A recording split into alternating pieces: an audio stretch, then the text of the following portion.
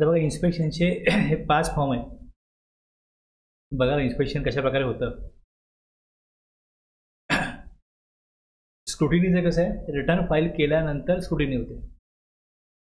आता ज्या वेळेस गुड्स मुवमेंटमध्ये असतील तर आपण EV बिल बघितलेलं आहे. ज्यावेळेस गुड्सचं मुवमेंट होतं EV बिल बनवायला लागतं, गुड्सची चेकिंग होते. तसं इथे 67मध्ये काय आहे, पॉवर ऑफ इन्स्पेक्शन आणि सर्च. आता इन्स्पेक्शन आणि सर्चमध्ये एक फरक आहे.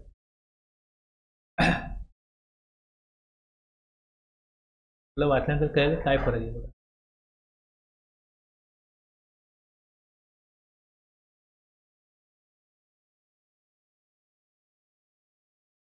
अच्छा, बरेच वेळा लोक काय करतात, समजा एक टॅक्स पेअर आहे,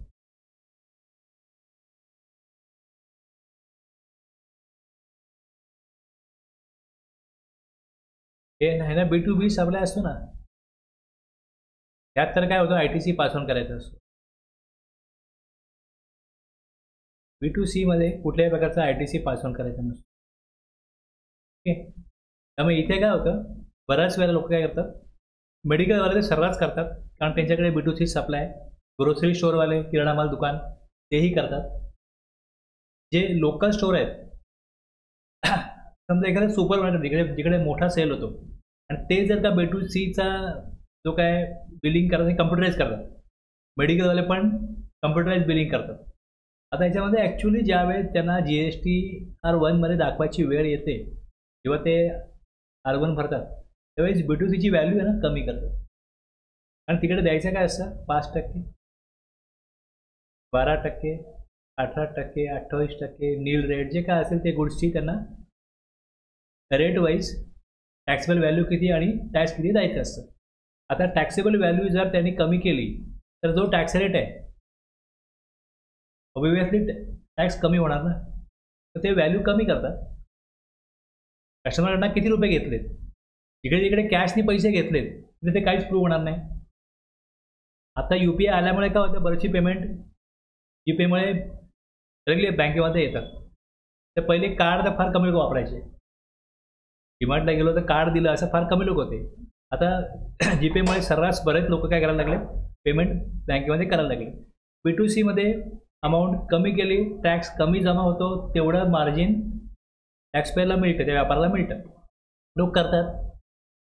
B2B मध्ये पण असे मला माहिती आहेत काय लोक की 90% आम्ही तुम्हाला बिल देऊ, 10% अमाऊंट कॅशमध्ये घेतात, 10% अमाऊंट कॅशमध्ये घेतात, 90% ऑन अकाउंट घेतात, 10% कॅशने घेतात. B2B पण काय करतात ते लोक याच प्रकारे व्हॅल्यू कमी करून तेवढं त्यांचं एक ॲडजस्टमेंट आहे, किंवा आपलं एक प्रॉफिट मार्जिन मेंटेन झालं पाहिजे, आपल्याला सर्वाइव्ह होण्याकरता बिझनेसमध्ये ह्या गोष्टी सर्रास केल्या जातात. म्हणजे हे आनंदाने करत बरेच लोक असे भाग नाही, पण आम्हाला सर्वायवलसाठी गरजेचं आहे म्हणून आम्ही करतो.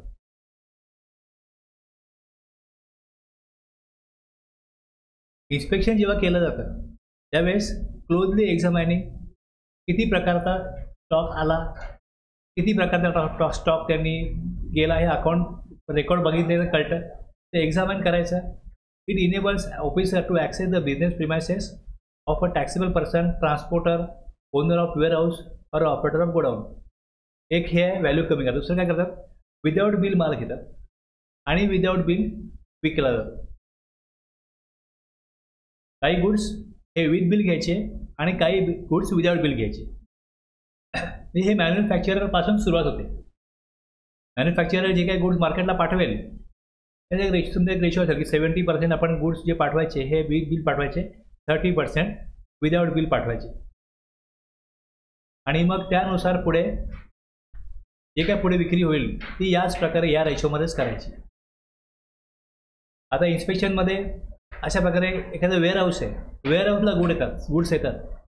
ते वेअर हाऊसला गुड्स आल्यानंतर आपण अकाउंट रेकॉर्ड बघितले, त्यात वेअर हाऊसनी अशा प्रकारे गुड्स ठेवले पाहिजेत त्या गोडाऊनमध्ये, किंवा गोडाऊन ऑपरेटर आहे किंवा वेअर हाऊस ऑपरेटर आहे, की त्यांना जर इन्स्पेक्शन झालं तर या ठराविक टॅक्सपेअरचे गुड्स कुठे आहेत दाखवा, त्यांना इमिजिएट दाखवता आले पाहिजे. अशा प्रकारे त्यांनी ते गुड्स तिथे मॅनेज करायचे, ठेवायचे त्यांच्या गोडाऊनमध्ये किंवा त्यांच्या वेअर हाऊसमध्ये. हे त्यामध्ये आपण वाचलं होतं सेक्शन 35 मध्ये.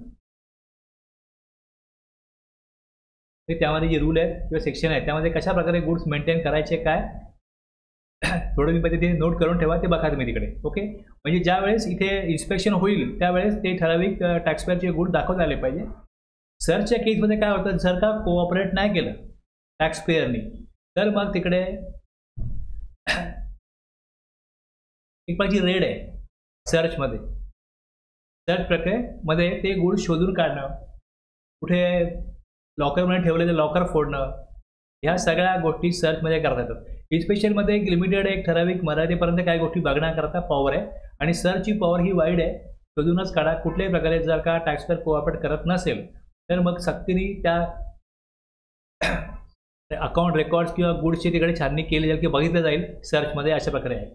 सीजर इथे काय केलं तर त्या गुड्सवरती एक कायदेशीररित्या गव्हर्नमेंटचा कंट्रोल येतो की त्यामध्ये असे गुड्स कोणाचे आहेत इन्फेक्शनमध्ये सापडले किंवा सर्चमध्ये सापडले तर ते त्या गुड्सचं नक्की त्यांनी टॅक्स देऊन परचेस केले, टॅक्स देऊन पुढे सप्लाय करतायत का, ह्या काही गोष्टी बघण्याकरता जोपर्यंत ही तपासणी पूर्ण होत नाही तोपर्यंत ते सीज करतात.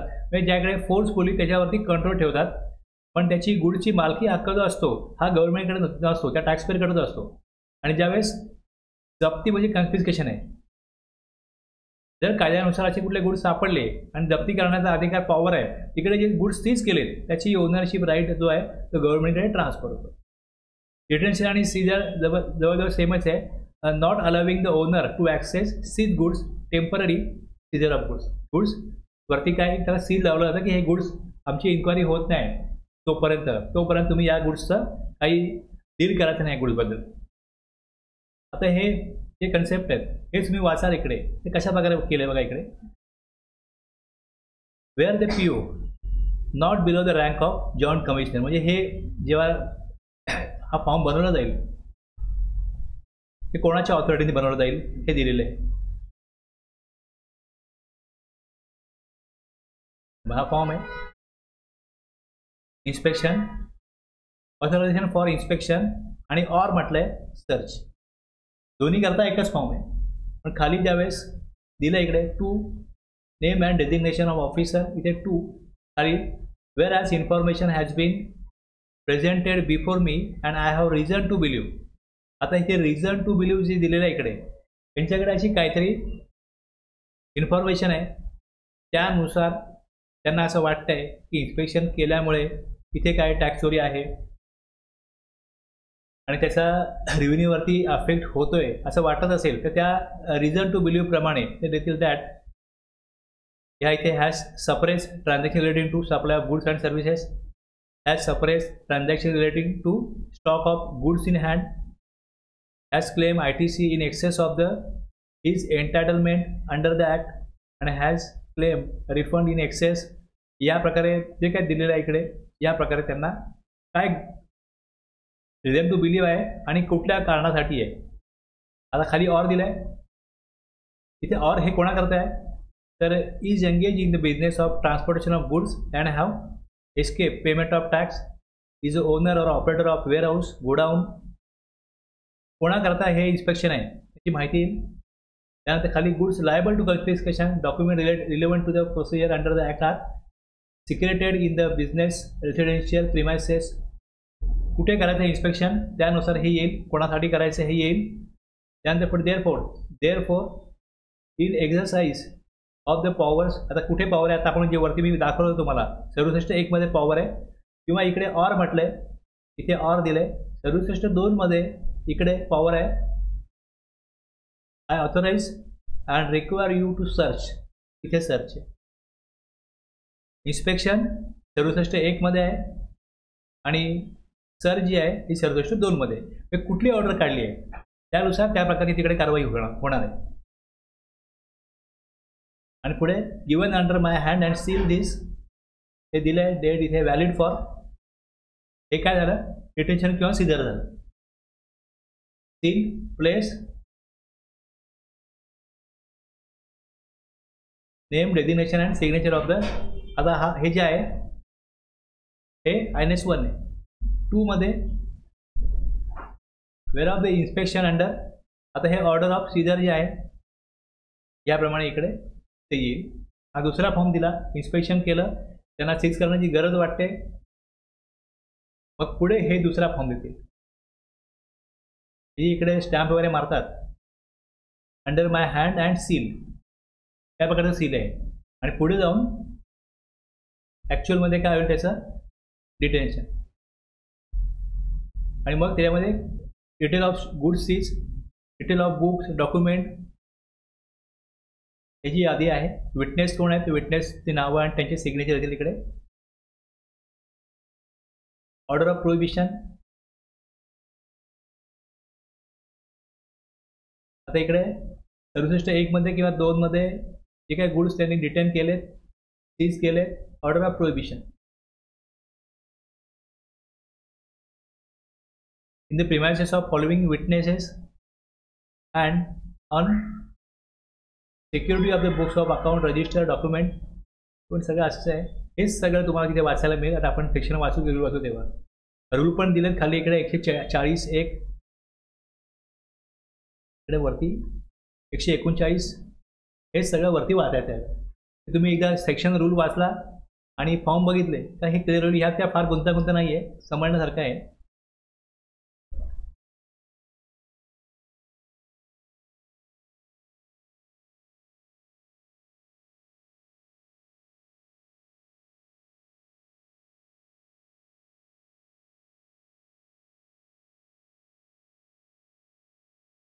हे केव्हा होईल? एक reason to believe that a taxable person has, म्हणजे काहीतरी इन्फॉर्मेशन कलेक्ट झालेली आहे. एक तर समन पाठवल्यामुळे काय माहिती काढता येते. दुसरं मी बघाल की इकडे सेक्शन 150 आहे. यामध्ये काय दिलं आहे? Obligation to furnish information return. Any person being a taxable person, a local authority, other public body और association or any authority of the state government, पुढे अँड इन्कम टॅक्स ऑथॉरिटी, वेगवेगळ्या banking, electricity board, register with the meaning of the company act, registering authority, motor vehicle, पुढे ह्या प्रकारचे जे दिलेले आहेत यांच्याकडनं information घेतली जाते. ती इन्फॉर्मेशन जी घेण्याचा उद्देश काय? यांना ऑब्लिगेशन आहे ह्या सेक्शननुसार की आम्हाला इन्फॉर्मेशन पाहिजे, जी माहिती द्यावी.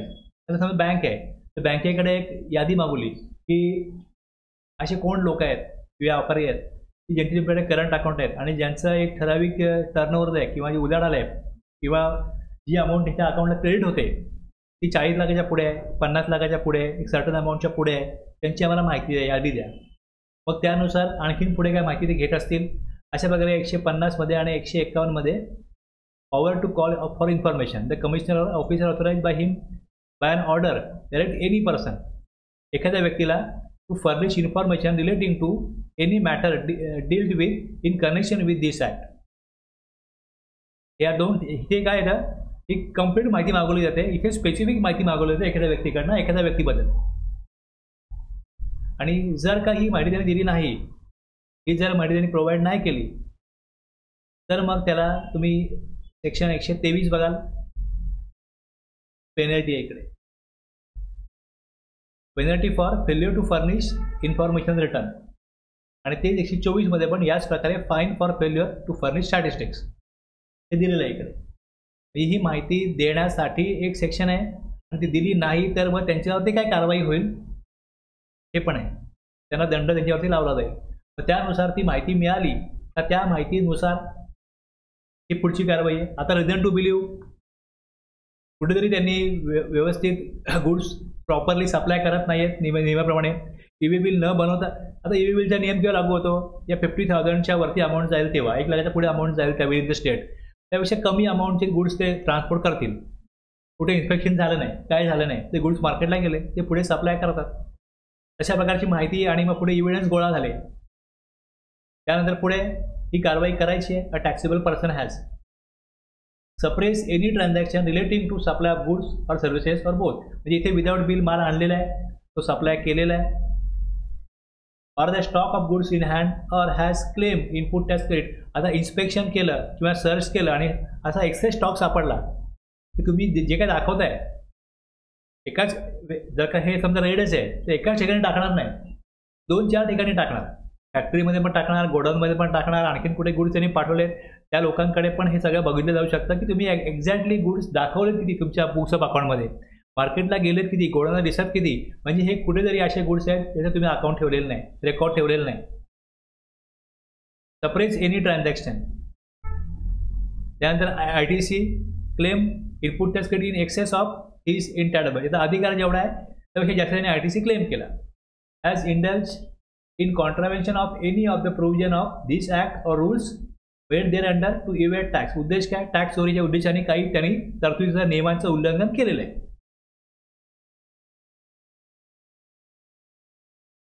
हे सगळं जर रिझन टू बिलीव्ह डॅट प्रमाणे टॅक्सेबल पर्सनच्या बाबतीमध्ये जर होत असेल तर मग काय होईल, तिकडे वेअर द PO ही या प्रकारचं इन्स्पेक्शन करू शकतात.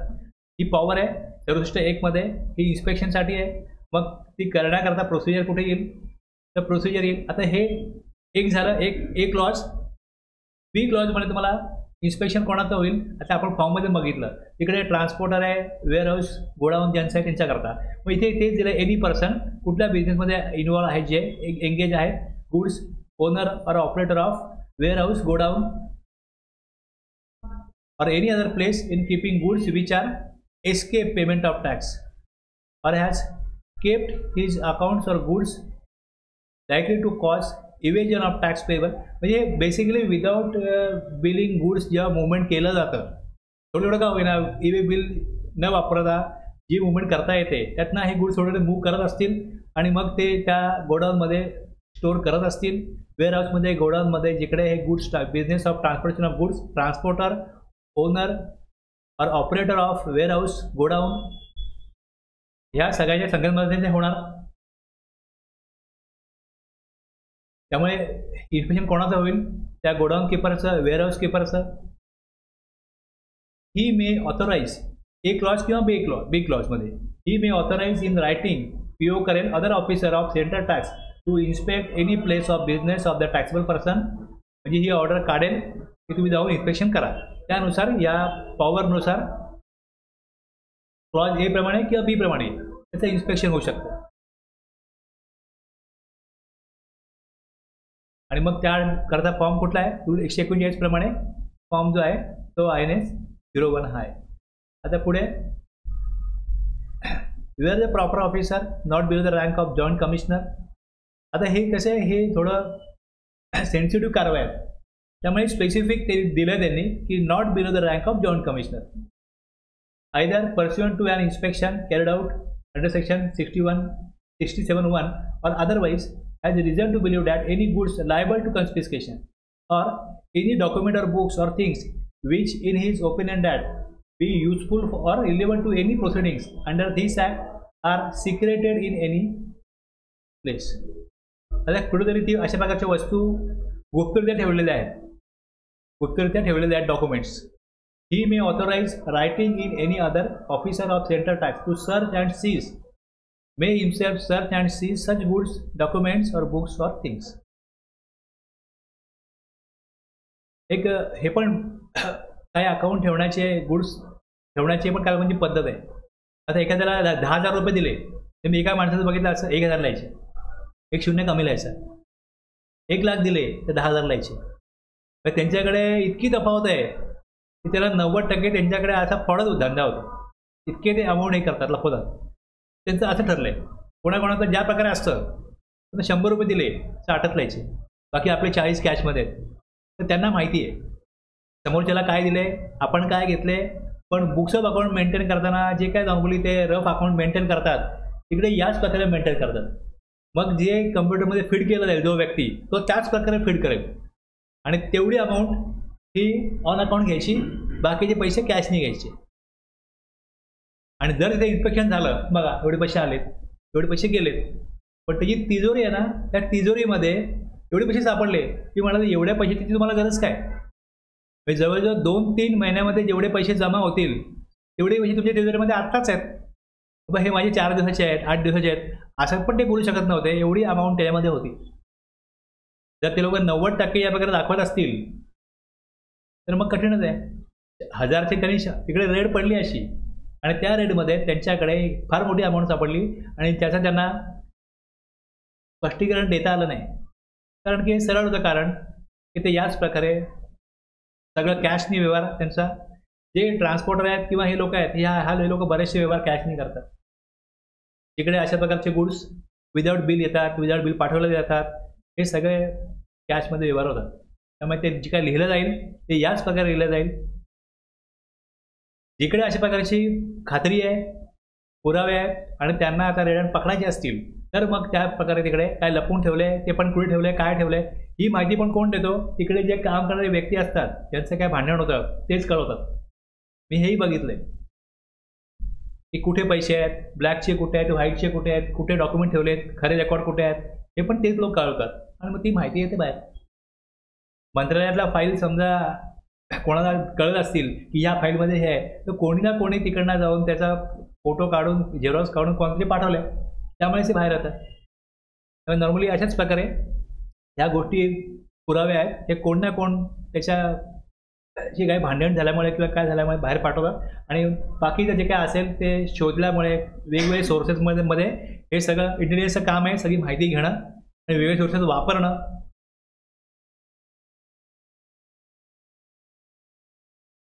प्रोव्हाइडेड दॅट आता इथे गुड्स प्रॅक्टिकली सीज करू शकत नाही. Where it is not practicable to seize any such goods, the proper officer or any officer authorise by him may serve or owner or the custodian of the goods and order that he shall not remove, part with or otherwise. कुठे chemical आहे, कुठे अशा काही गोष्टी आहेत, तिकडे practically त्याला seize नाही करू शकत. मग त्यांना काय केलं जातं, तिकडे ते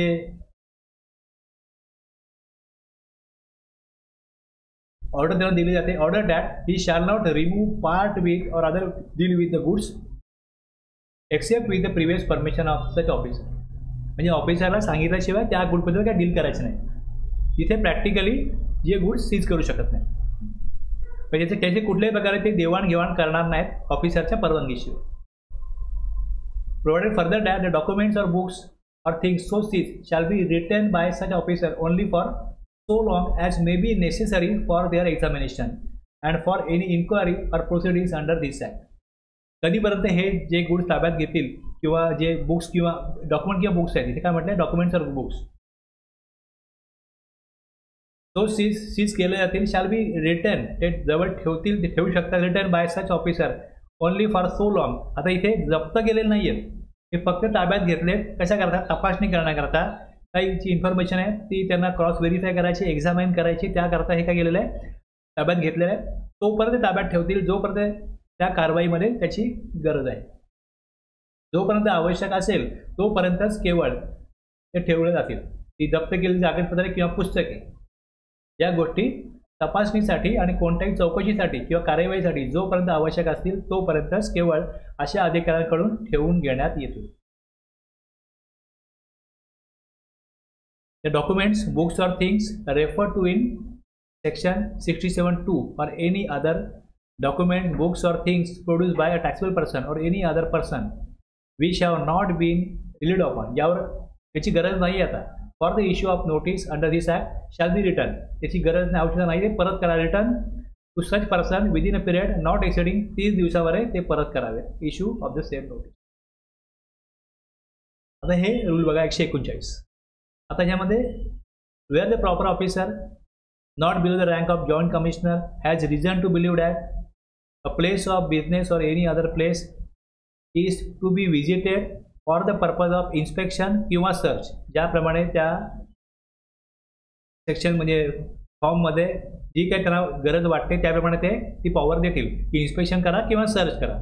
और as the case may be seizure in accordance with the provision of section 67, he issue and authorisation कशामध्ये येईल, GST INS 01 authorising any other officer subordinate to him to conduct the inspection or search or as the case may be seizure of goods, document, books or things liable to confiscation. आता आपण section 29 बघितला, 130 बघितला अगोदर. Okay, मला आठवत आहे कन्स्पिरेशन केव्हा होतं.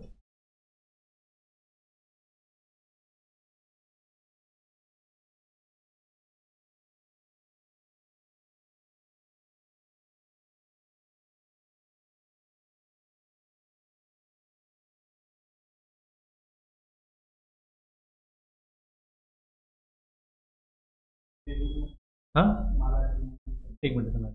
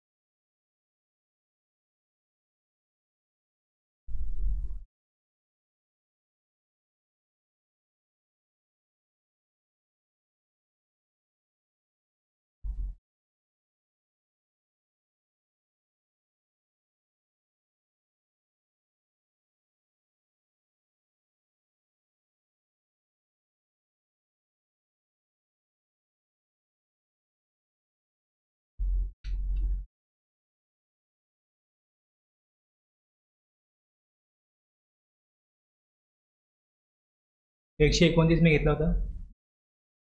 हे केव्हा वापरलं जातं 129? ई बिल बनवलं नसेल, ई बिल बनवलं नसेल आणि जर का तिथे एक चेकपोर्टला गाडी थांबवली, ई बिल नाही आहे, डॉक्युमेंट्स नाही आहेत, तर मग त्याच्यासाठी कशा प्रकारे फाईन लागेल, पेनल्टी लागेल, ते आपण यात बघितलं होतं. सिक्युरिटी दिली तर मग ते गुड्स सोडवले जातील. आणि जर त्यांनी पेमेंट पण नाही केलं, फाईन नाही भरली, सिक्युरिटी पण दिली नाही, तर मग त्याला 7 दिवस काय केलं आहे, ते गुड्स प्रॉपर ऑफिसर डिटेनिंग और सीजिंग. इथे बघा, इथे काय दिलं आहे, फक्त एवढंच आहे, डिटेनिंग और सीजिंग गुड्स और कन्व्हियन्स शॅल इश्यू अ नोटीस. मग विदिन 7 days डिटेन्शन किंवा सीजर हे ते ताब्यात घेतले जातील आणि 7 दिवसामध्ये त्यांना पेमेंट करायला सांगितलं जाईल. Specifying the penalty payable and thereafter pass and order within a, पहिले नोटीस आहे, मग within a period of 7 days from the date of service of such notice. आता याच्यामध्ये हा कालावधी दिला जातो. या कालावधीमध्ये त्यांना डिटेन केलेले गुड्स आहेत. आता याच्यामध्ये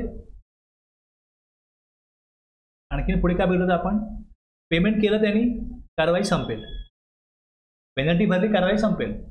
आणि फेल्युअर टू पेनल्टी, आता याच्यामध्ये where the person transporting any goods, हे कोणा करत आहे, ट्रान्सपोर्टरसाठी. गुड्स पकडले ज्याचे, तो ट्रान्सपोर्टरची गाडी वापरत असेल तर नोटीस कोणाला जाईल, पहिल्यांदा टॅक्सपेअरला जाईल की तुझे गुड्स आहेत, 7 दिवसामध्ये शो कॉज नोटीस, मग 7 दिवसामध्ये त्याला ऑर्डर.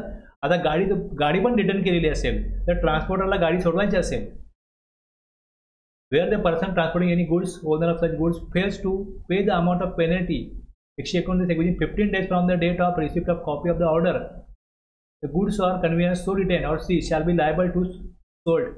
आता हे विकलं जाईल, ही गाडी पण विकली जाईल, or dispose of otherwise in such manner and, हे 129 मधली कारवाई आहे. आता याच्यामध्ये काय म्हणतात, conveyance shall be release on payment by transporter of penalty 129(3) or 1 lakh रुपये विच एव्हर इज लेस.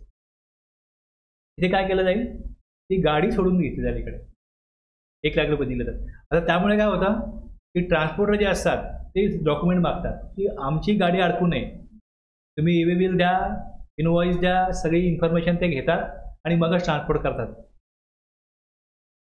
आता हे झालं मुवमेंट ऑफ गुड्स होताना गाडी पकडली गेली तर, आणि नियमानुसार वाहतूक होत नाही मालाची तर. आणि मी जेव्हा 130 सांगितलं होतं, त्यात काय सांगितलं होतं, 130 मध्ये काय दिलंय,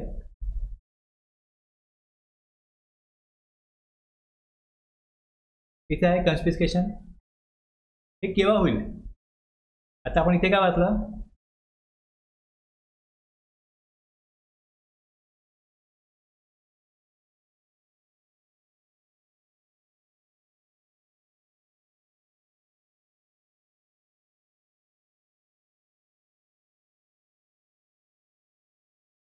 जेव्हा वाचलं इकडे, मी इथे येऊन थांबलो.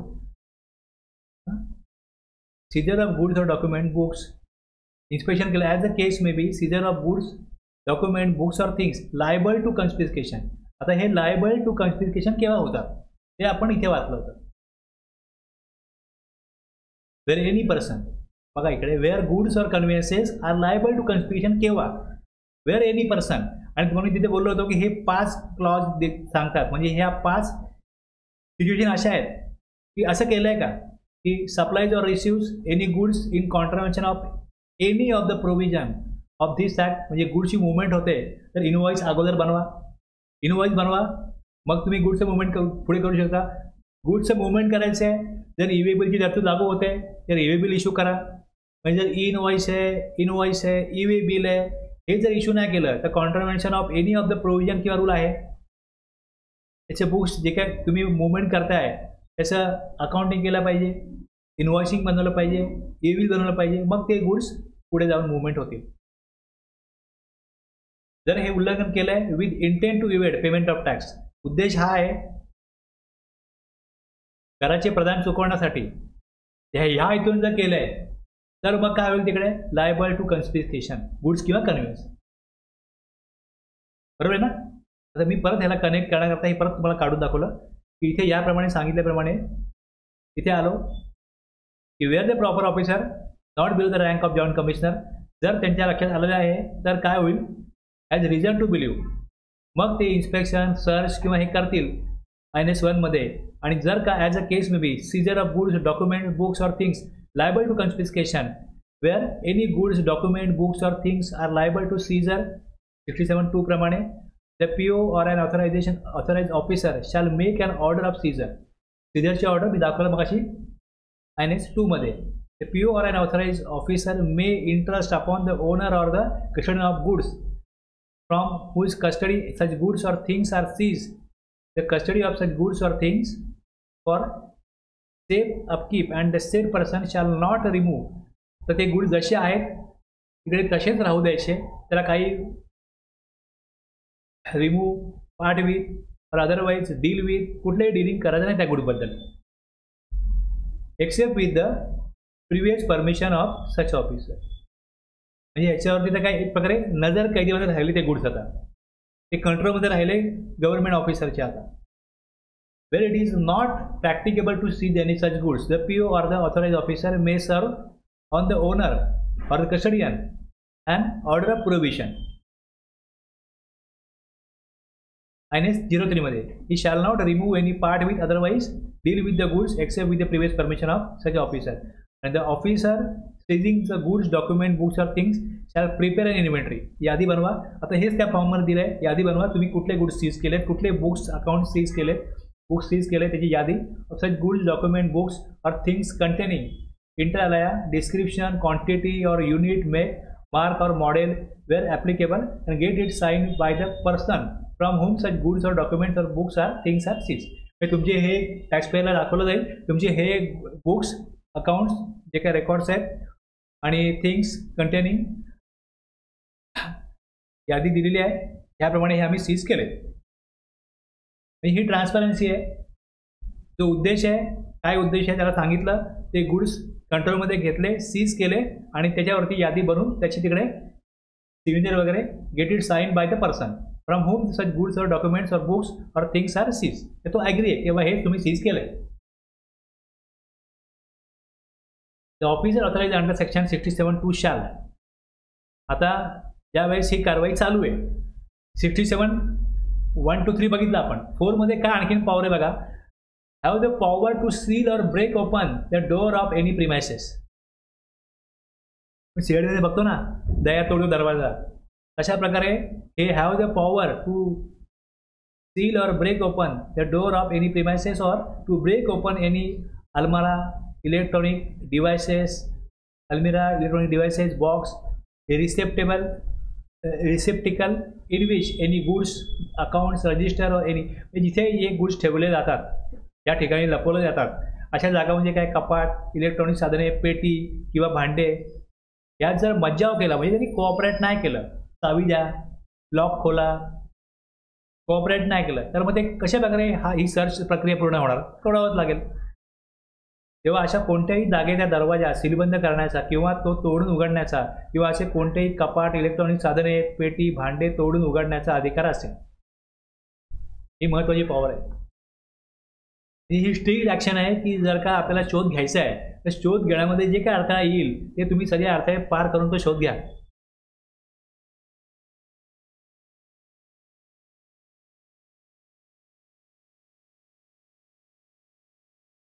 ते पर्सन आता जे डॉक्युमेंट्स वगैरे घेतलेले असतात त्याचा काहीतरी पुढे त्यांच्या रोजच्या व्यवहारात त्यांना उपयोग असेल तर ते त्याचे झेरॉक्स वगैरे फोटोकॉपी वगैरे मागतील.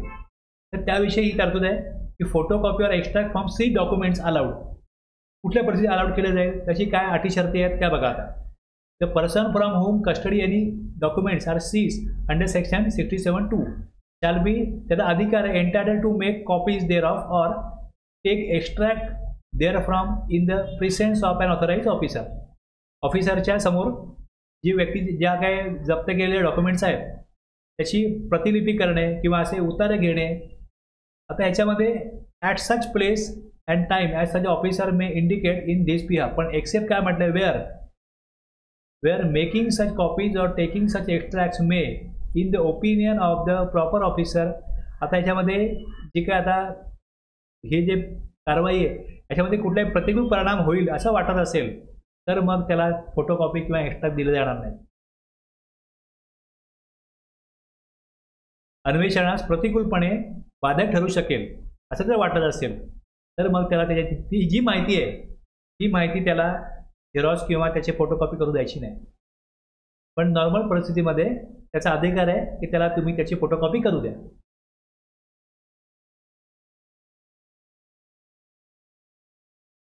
The goods so seized under section 67(2) goods seize केले shall be released on a provisional basis upon execution of a bond and furnishing of security. ठीक आहे, तुमच्याकडे काय इन्फॉर्मेशन आहे टॅक्सपेयर सांगेल तुम्हाला काय कारवाई करायची ते करा. पण तुम्ही हे गुड्स जे आता काय केले जे सीज केले ते तुम्ही रिलीज करा. मला ते विकले नाही तर नुकसान होईल. तुमच्याकडे तुम्ही नोंद घेतलेली आहे, लीज बनवलेली आहे, मी तुम्हाला माहिती दिलेली आहे, कोऑपरेशन केलेलं आहे, सगळं दिलेलं आहे. आता तुम्ही पुढची कारवाई करू शकता. आणि जर का त्या कारवाईमध्ये मी दोषी आढळलो, टॅक्स चोरी केली, इव्हेजन ऑफ टॅक्स सापडलं कुठे तर मी टॅक्स घालायला तयार आहे, पण आता तुम्ही रिलीज करा. मग तिथे आपण execution of a bond and furnishing of a security in such manner and of such quantum respectively as may be prescribe or on payment of applicable tax interest penalty payable as a case may be release केलं जाईल. आता हे काय provisional बेसिसवरती आहे. Finally जी काही कारवाई होईल त्यानुसार जो टॅक्स इंटरेस्ट पेमेंट येईल तो भरेल. कोड कलम 2 अन्वये अशा प्रकारे जप्त केलेल्या वस्तू अनुक्रमे विहित करण्यात येतील अशा रीतीने व अशा प्रमाणात बंधपत्र करून दिल्यावर म्हणजे हे आपण दिल्यावरती इथे बॉन्ड किंवा सिक्युरिटी यथास्थिती लागू असलेला कर, देय, व्याज व शास्ती यांचा भरणा केल्यावर तात्पुरत्या स्वरूपात मुक्त करण्यात येतील. रूल 140 मध्ये हे दिलेलं आहे. The seized goods may be released on a provisional basis upon execution of bond. आता हे तुम्ही INS 4 बघाल त्यात तुम्हाला दिसेल. एव्हा नाही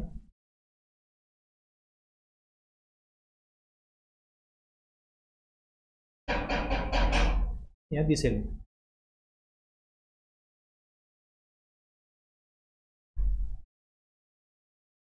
आता हे जर का तुमच्याकडे कारवाई झाली असेल तुम्ही हे बघाल तुम्हाला कळेल की कशा प्रकारे डॉक्युमेंट बनतात, का काय लिहिलं जातं, नक्की काय रिझन टू बिलीव्ह नक्की काय असतं.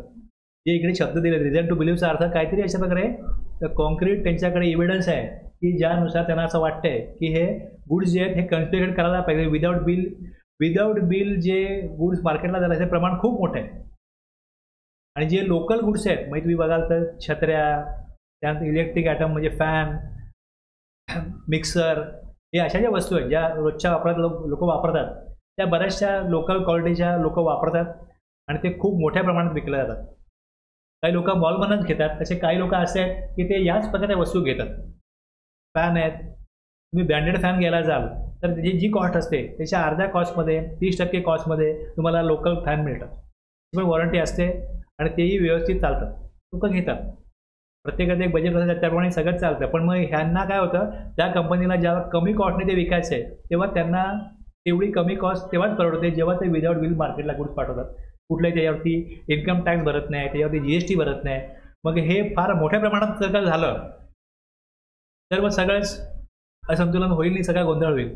मग त्यामुळे या अशा कारवाया आहेत, इन्स्पेक्शन वगैरे या वेळोवेळी करणं गरजेचं असतं. मग अशा प्रकारे ज्या वेळेस ते जो शब्द आहे तिकडे reason to believe that, reason to believe दॅटला खूप अर्थ आहे, खूप पॉवर आहे त्यामध्ये. आणि तुम्ही हेही बघा की जेवढ्या ठिकाणी अशा प्रकारच्या कारवाया होतात त्यात किती टक्के सक्सेसफुली काहीतरी मिळालंय, किंवा ज्या तुम्ही कोर्ट केसेस बघाल त्या कोर्ट केसेसमध्ये पण किती टक्के जे निकाल आहेत ते डिपार्टमेंटच्या बाजूने आले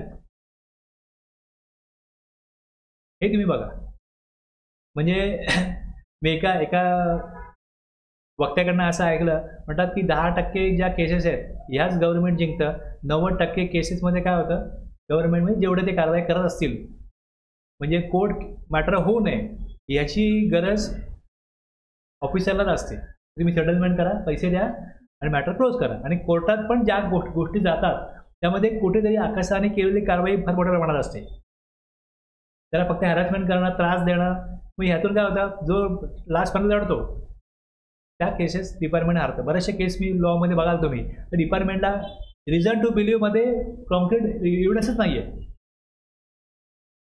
खोटं बोलणं सहज सोपं आहे, पण जे खोटं बोललं आहे हे कसं खोटं केलं हे सिद्ध करण्याकरता जे काय लागतं हे गोळा करण्याकरता तेवढं रिझन टू बिलीव्ह पाहिजे. आणि ते असेल तर साहजिक आहे टॅक्स पेयर्स पहिले बोलतो की काहीतरी घ्या आणि मोकळं करा. त्यामुळे रिअलमध्ये किती कारवाई होते आणि किती केसेसमध्ये एक दाखवण्याकरता एवढा रेव्हेन्यू आलाच पाहिजे तेवढं दाखवला जातो. खरं खोटं मला माहिती नाही, पण बोलणारे बोलतात की हे सगळं होतं, सगळ्या राज्यामध्ये होतं. असं नाही महाराष्ट्राचं बोलतंय, हे सगळं असं आहे. त्यामुळे एक कायदा आहे, कानून आहे, पॉवर आहे, पण रिअली कुठेही मार्केटला विदाउट गुड्स माल जाऊ नये हे ना वॅटच्या अगोदर घडलं, ना वॅटमध्ये घडलं, ना आता GSTमध्ये घडलं. GSTमध्ये जेव्हा सुरू झालं तेव्हा बरेचसे गुड्स इव्हन मी विचारलं ब्रँडेड छत्र्या वगैरे पण ज्या अनब्रँडेड आहेत त्या पण बिल येत होत्या. एक वर्ष झालं फक्त असं जुलैमध्ये 2017 नंतर परत सगळं होतं तसं हळूहळू व्हायला लागलं. बऱ्याचशा गोष्टी आजही विदाउट बिल येतात. रिझन टू बिलचा अर्थ लक्षात घ्या, तो फार महत्त्वाचा आहे. त्यानुसार पुढची कारवाई आहे. आणि तुम्ही ज्या नोटिसेस बघाल, फॉर्म बघाल, सगळं बघाल तर तुम्हाला लक्षात येईल की हे सोपं आहे, म्हणजे समजून घ्यायला सोपं आहे. ती कारवाई फार ज्या प्रकारे केली जाते, खूप लोकांना घेऊन जायचं, पोलिसांना घेऊन जायचं, तेवढी गरज असेल तेवढं तिथे सापडणं असेल तरच एवढा सगळा लवाजमा घेऊन जाण्याचा अर्थ आहे. These goods may be released on a provisional basis upon execution of bond for the value of the goods and furnish of a security in the form of a bank guarantee equivalent to the amount of applicable tax interest. Bank guarantee काय असेल की जर का कारवाईमध्ये अशा प्रकारचा tax penalty interest लावण्याची वेळ आली आणि त्यांनी नाही भरलं, मग ती बँक गॅरंटी रिलीज करून, सिक्युरिटी आहे ना बँक गॅरंटी, ते पैसे डिपार्टमेंट काय करेल, रिकवर करून घेईल. आणि त्यांनी पैसे भरले मग त्याला त्याचं जे काय सिक्युरिटी आहे ते परत केलं जाईल. पण त्याचे गुड्स जे आहेत ते रिलीज करण्याकरता बँक गॅरंटी द्यायला लागते. इश्यू करा तुम्ही, मग ते गुड्स रिलीज केले जातील. Applicable tax shall include central tax, state tax, central tax and union territory tax as the case may be and cease. Okay, if any payable under the goods and service tax compensation to state act सगळं त्यामध्ये येईल. इथे म्हटलेलं आहे की tax applicable tax, त्या applicable टॅक्समध्ये central म्हणजे CGST, AGST, IGST आणखीन सेस वगैरे सगळं येईल. In case the person to whom the goods were released provisionally fails to produce the goods at the appointed date and place indicated by the proper officer, the security shall be encashed and adjusted against the tax, interest and penalty and fine if any payable in respect of such goods. Where the goods are procedure in respect of seized goods. Where the goods or things seized are of perishable or hazardous, म्हणजे goods कसे आहेत, नाशिवंत किंवा chemical वगैरे असतं, धोकादायक goods आहेत. And if taxable person pays an amount equivalent to the market value. आता market व्हॅल्यूचं पण मी तुम्हाला डेफिनेशन दाखवली होती. कुठे आहे डेफिनेशन? सेक्शन 2 मध्ये 73, 72 काय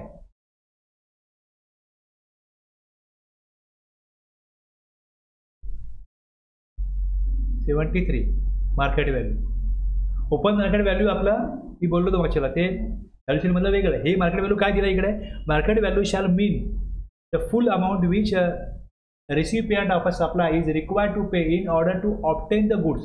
ते गुड्स परचेस करण्याकरता good services or both of the like kind and quality at or about the same time and at the same commercial level where the recipient and the supplier are not related. हे not related पाहिजे.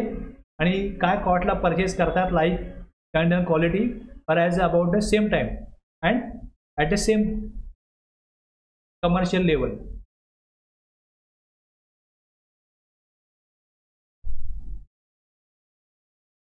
Where the goods or things seized are of perishable or hazardous nature, and if the taxable person pays an amount equivalent to the market value of such goods, म्हणजे जे goods नाशिवंत आहेत किंवा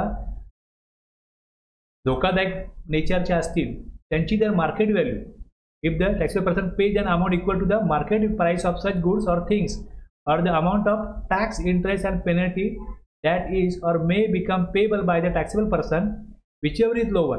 यातलं कमी काय, such goods or the case as many things shall be release. त्वरित ते release केले जातील by an order proof of payment. Payment करा आणि ते गुड्स घेऊन जा. Where the taxable person fails to pay the amount refer to in sub rule 1 in respect of the said goods or things, the proper officer may dispose of such goods or things and the amount release there. म्हणजे ह्याचे काय केलं जाईल, विल्हेवाट लावली जाईल त्यांनी payment नाही केलं तर. कारण की हे ठेवणं ते खराब होणार, धोकादायक गुड्स आहे, त्यांनी काय काहीतरी ॲक्सिडेंट होऊ शकतं, अपघात होऊ शकतो. Dispose of such goods or things and the amount release thereby shall be adjusted against the tax, interest, penalty or any other. इथे काय होईल, मिळेल त्या प्रकारे ते गुड्स काय केले. डिस्पोज ऑफचा अर्थच हा आहे की तिथे लिलाव करू आणि मग ते शोधू अशा वगैरे नाही, ते रफादफा केले जातील आणि जी काय अमाऊंट मिळेल त्यातून तो टॅक्स, इंटरेस्ट, पेनल्टी जो पेबल असेल तो ॲडजस्ट केला जाईल. ते ॲडजस्टच म्हटले की ॲक्च्युली पेमेंट जास्त यायचं आहे, पण आता हे गुड्स जर त्यांनी टॅक्स दिला, काय म्हटल्यावरती बघा त्याला काय द्यायचं आहे, त्याला पहिला ऑप्शन काय दिला आहे टॅक्स पेअरला की एकतर मार्केट व्हॅल्यू किंवा or the amount of tax, interest, penalty that is or may become payable by the taxable person. जे त्याला पेबल आहे which ever is lower, market value कमी आहे का टॅक्सची व्हॅल्यू कमी आहे ते दे. ते दिलं, रिलीज केलं जाईल, त्वरित ऑर्डर काढली जाईल, पेमेंट केलं का ते ऑर्डर काढून ते गुड्स रिलीज केले जातील. आणि जर तो ते विचेवर लोअर अमाऊंट देत नसेल तर मग डिस्पोज ऑफ सच गुड्स आणि ती अमाऊंट येईल, जी अमाऊंट त्याला पेबल आहे ती ॲडजस्ट केली जाईल आणि बाकी जे काय बाकी आहे त्याची पुढे रिकव्हरी होणारच आहे, ते सोडणार नाही.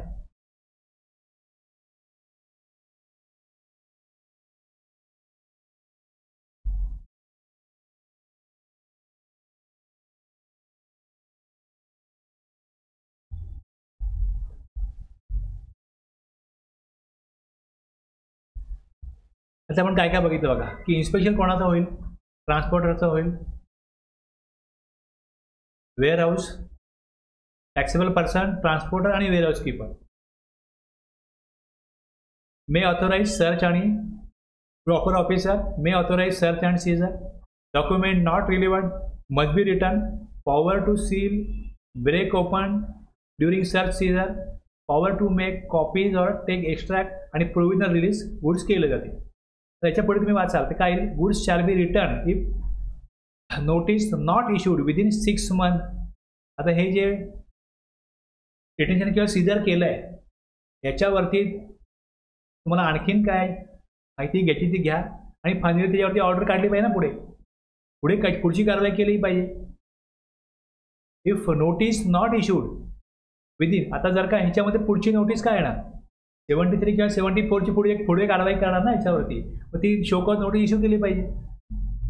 काहीतरी रिझन आहे, रिझन टू बिलीव्ह आहे म्हणून ही इन्स्पेक्शन केलं, गुड्स ताब्यात घेतले, डॉक्युमेंट्स इतर गोष्टी सगळ्या चेक केल्या, आता पुढे शोकॉज काढली पाहिजे. एक्सटेन्शन फॉर 6 months हे दिलेलं आहे. Dispose of perishable hazardous nature goods due to storage constant. आता इथे हे जे गुड्स ठेवले आता नाशिवंत गुड्स आहेत फ्रीजरमध्ये ठेवायला पाहिजे, किती वेळ ठेवणार, म्हणजे जो टॅक्स मिळणार आहे त्याहून जास्त खर्च जर गुड ठेवण्यामध्येच झाला. नाशिवंत गुड्स पण वेगळ्या प्रकारे ठेवायला लागतात आणि जे केमिकल वगैरे असेल धोकादायक गुड्स ते पण वेगळ्या प्रकारे ठेवायला लागतात. मग त्याच्यामध्ये तिथे जास्त खर्च यायला लागला, त्याचं काय करायचं? Inventory report of goods to be prepared, inventory report आणि CPC provision shall be applicable to search seizure आणि PO may seize and return accounts register documents and issue receipt for the same. हे आणखी ह्यातलेच काय असेच point आहेत.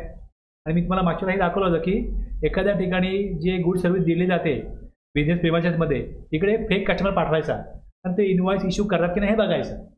जर त्याने invoice issue केला तर मग त्याला ते गुड सर्व्हिस गुड परत द्यायचे, सांगायचं आमचे पैसे परत कर, याविषयी तरतूद आहे. ही पॉवर आहे. ती चेक करण्याकरता गुड्स घेऊ शकतात, पेमेंट करून ते गुड्स घ्यायचे, बिल दिलं सगळं दिलं हे चेक करण्याकरता हे provision.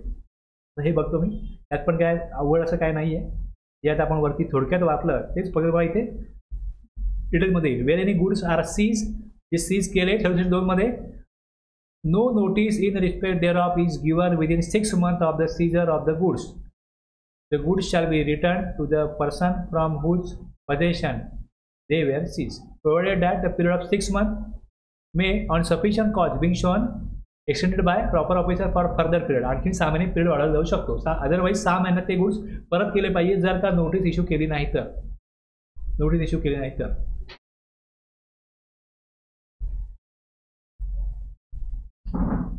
The government may, having regards to perishable or hazardous nature of any goods. कसे बघाय, पहिले सेक्शनमध्ये असताना ते रूलमध्ये आहे. रूल आपण वाचला पहिले, सेक्शनमध्ये ही पॉवर आहे. सेक्शनमध्ये पॉवर त्या रूलमध्ये आणलं असं नाही होत. त्यामुळे इथे दिलेली ही पॉवर आहे की perishable hazardous nature of goods असतील, depreciation in the value of the goods with the passage of time. त्याची वेळ जाईल, काय होईल, गुड्स खराब होणार, मग त्याची काय व्हॅल्यू राहणार नाही. आणि दुसरं storage space for the goods, relevant consideration, म्हणजे इथे गुड कशा प्रकारचे आहेत, नाशिवंत किंवा धोकादायक.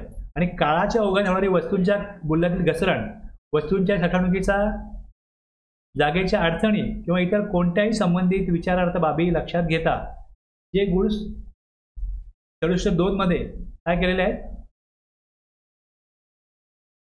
सीज केले, ते dispose of by the proper officer in such manner as कशा प्रकारे डिस्पोज करायचे हे दिलेले.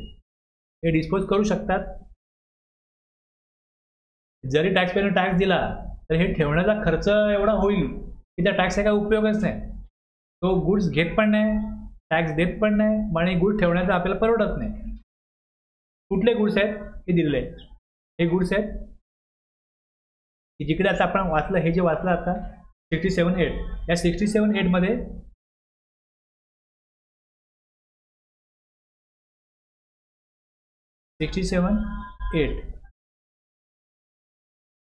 ही यादी दिलेली आहे.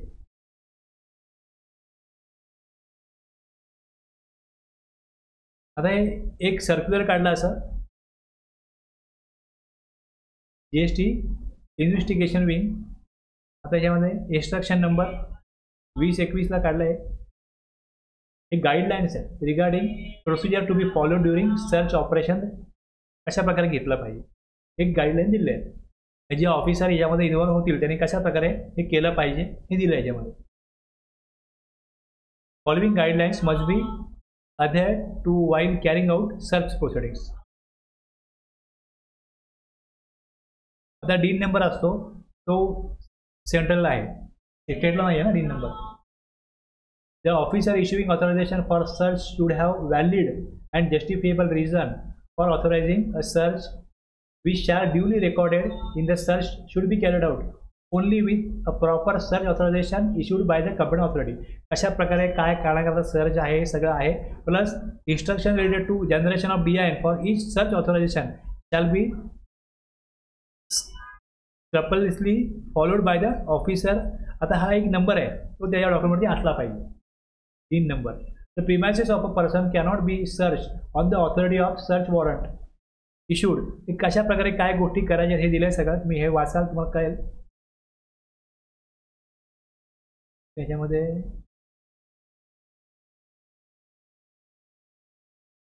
विटनेसेस पाहिजे हे तुम्ही वाचाल पुढे. इंडिपेंडेंट विटनेस ठेवा. identity, first identify themselves.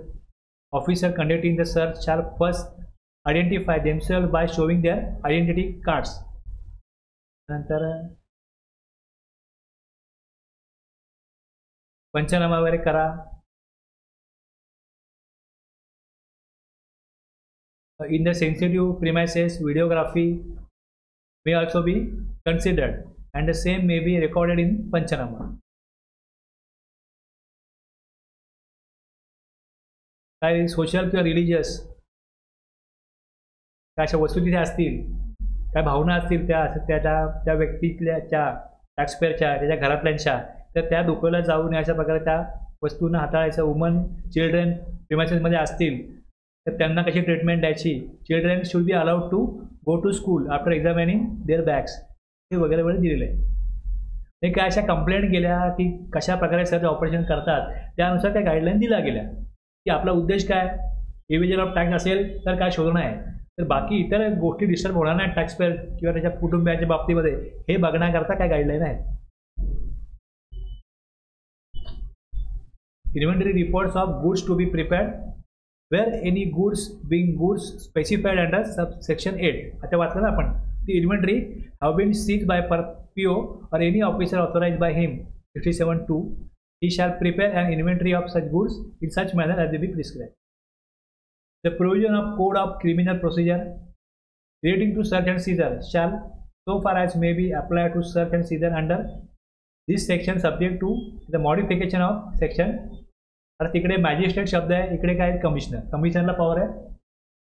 Shall have effect as if for the word magistrate whenever it occurs the word commissioner were substituted.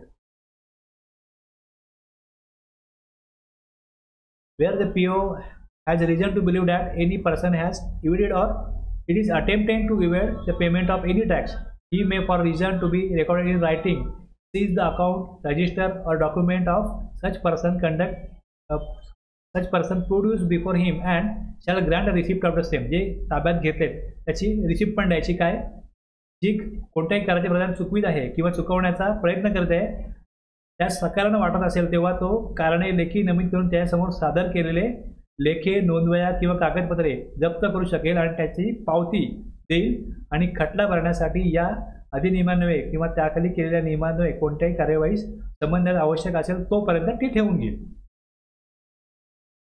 इथे पिरियड नाही आहे, जोपर्यंत ते चालेल खटला तोपर्यंत ठेवून घेईल. आणि हे फेक जे काय दिलं सांगितलं तुम्हाला, the commissioner or an officer authorise by him may cause purchase of goods services or both any person authorise, की जा तुम्ही त्या बिझनेस प्रिमायसेसमध्ये टॅक्सेबल पर्सनच्या आणि काय करा, चेक करा तो बिल देतो का, tax invoice, bill of supply देतो का taxable person, and on the return of goods purchase bye सच, ते गुड्स परत करायचे आणि त्याच्याकडनं काय करायचं, ते रिफंड करायची ती अमाऊंट, सो पेड, कॅन्सल करा tax invoice, bill of supply आणि गुड्स परत करा. ही या प्रकारची पॉवर आहे की ते चेक करण्याकरता असं फेक ऑथोराईज, एखाद्या ऑथोराईज केलेल्या व्यक्तीला पाठवू शकतात की गुड्स सप्लाय करतायत, सर्व्हिस देत आहेत, तर टॅक्स इनवॉइस किंवा bill of supply, taxable supply असेल तर टॅक्स इनवॉइस आणि एक्झाम सप्लाय असेल तर बिल ऑफ सप्लाय इश्यू करतात का. ते परत केलं तर तो रिफंड करेल ती अमाऊंट. परत केल्यावरती करपात्र व्यक्ती किंवा धंद्याच्या जागेचा प्रभारी असेल कोणतीही व्यक्ती पुरवठ्याचे कोणतेही करबिजत किंवा देयक रद्द करेल आणि रकमेचा परतावा करेल. कळलं इन्स्पेक्शन. आता ह्याचे तुम्ही ह्याच्याबरोबरच मी मला हे जेव्हा सांगितलं होतं की हे 130 आहे, कन्स्पिरेसी शब्द जिकडे आला तिकडे वापरला आहे, केव्हा येईल. मग त्यातून तुम्हाला मी सांगितलं हे जे काय दिलेले आहेत त्यांनी एक गुड्स सप्लाय केला किंवा रिसिव्ह केला, गुड्स सप्लाय केला, रिसिव्ह केला, contravention of any of the provision act rules, कुठली प्रोव्हिजन केली, बिल नाही आहे, टीव्ही बिल नाही आहे, गुड्स आले, रेकॉर्ड जे विदाउट बिल आलेले गुड्स आहेत त्याचं कुठले अकाउंटिंग केलं जात नाही, रेकॉर्ड ठेवले जात नाही, does not act for any goods on which he is liable to pay tax under this act, account नाही केले, supplies any goods liable to tax without having applied for registration, registration न घेता goods apply करतात liable असताना पण, आणि contravenes any of the provision of this act with intent to evade payment of tax, उद्देश तोच आहे. आणि त्यात परत any conveyance as a means of transport हे पण बघितलं. हे जर असेल तर इथे काय लायबल टू कन्फ्युजन आहे. आणि मग ह्याच्यावरती कारवाई काय, एक तर 122ची पेनल्टी लागेल हे दिलंय. आणखीन पुढे whenever confiscation of any goods conveyance is authorized by this act, the officer adjudging it shall give to the owner of the goods an option to pay in lieu of confiscation. म्हणजे ते तुम्हाला जप्त करण्याऐवजी तुम्ही काय करा, option दिलं त्यांना, तुम्हाला फाईन दिलं ते फाईन भरा. मग ती फाईन किती असेल हे आपण मागच्या क्लासला घेतलेलं आहे. ती फाईन किती असेल, मॅक्झिमम किती असेल आणि मिनिमम किती असेल हे दिलेलं आहे.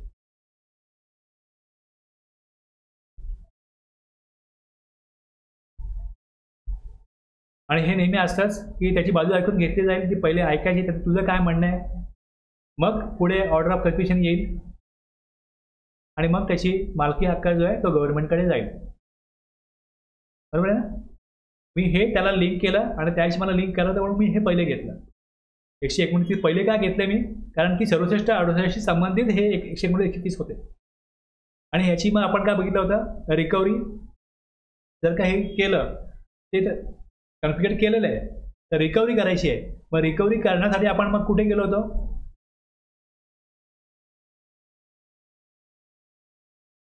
144A. 144A मध्ये मी गेलो होतो तिकडे.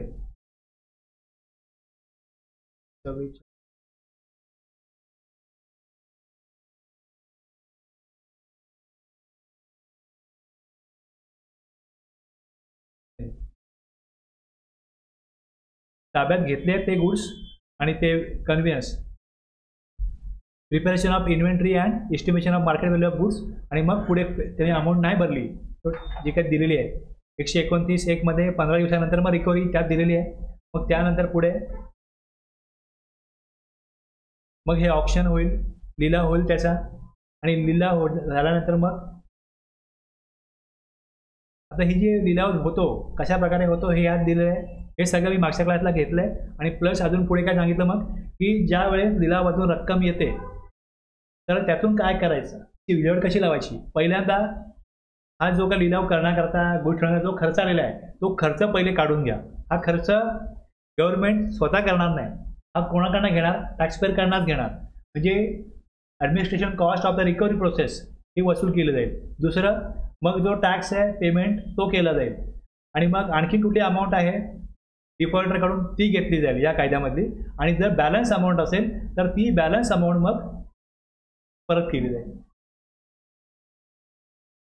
आणि जर का आपण त्यात बघितलं होतं की एका केसमध्ये काय होतं, गाडी पकडली आणि टॅक्सपेअर समोर आला आणि दुसरा ओनर समोर नाही आला, ओनर समोर नाही आला, कोणी जबाबदारीच घेतली नाही, तर मग उरलेली आपण कोणाला देणार.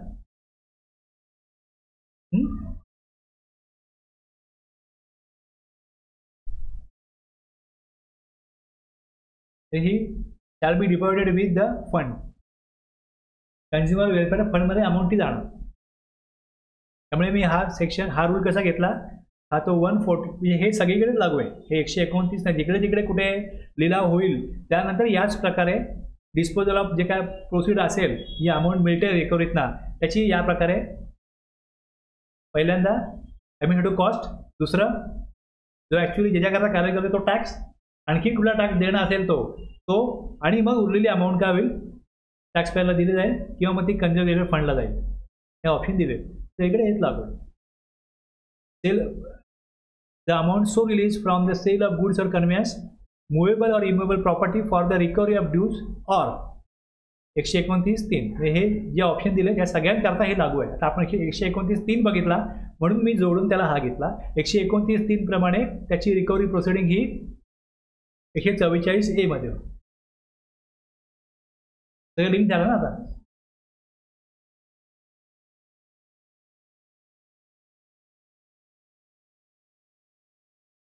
इथे आपण ब्रेक घेऊ शकतो ना आता.